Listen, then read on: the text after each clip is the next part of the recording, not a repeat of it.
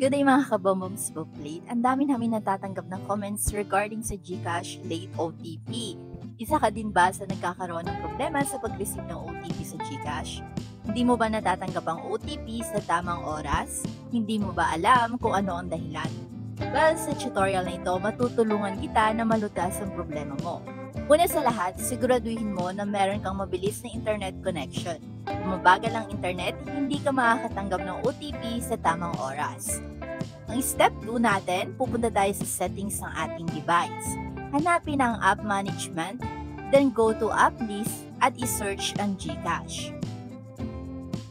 Here, tap storage usage. Maaaring may issue sa cache at data ng GCash app na nagiging dahilan sa mabagal na pag-receive ng OTP. Clear lang natin ang cache at bago natin i-clear ang data, remember na kailangan natin mag-input ulit ng login credentials natin.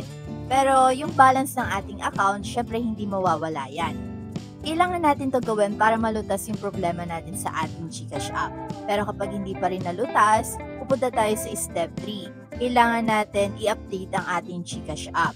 Siguraduhin mo na updated yung GCash app mo sa latest version. Para magawa yan, punta ka sa Play Store or App Store. Search mo lang ang GCash at kapag nakita mo dito update, ibig sabihin hindi na updated version ang ginagamit mo. Kaya nagkakaroon ka ng issue sa app. Pero kapag open naman ang nakalagay, ibig sabihin updated pa yung version.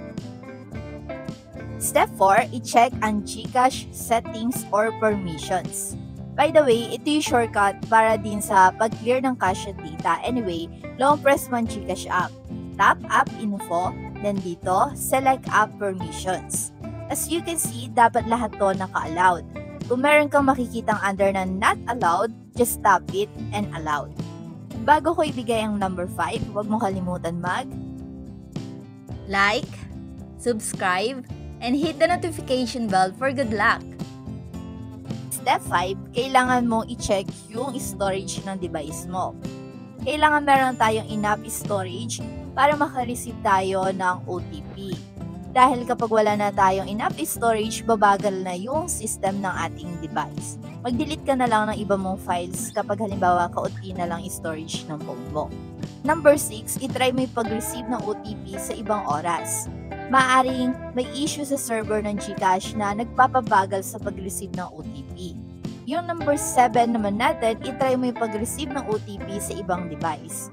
Maaring may issue sa iyong device na nagpapabagal sa pag-receive ng OTP o nagiging dahilan para wala ka ma-receive na OTP.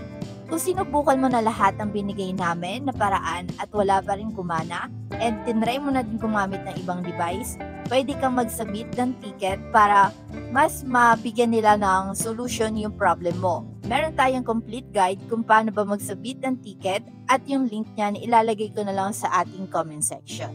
Stay blessed everyone!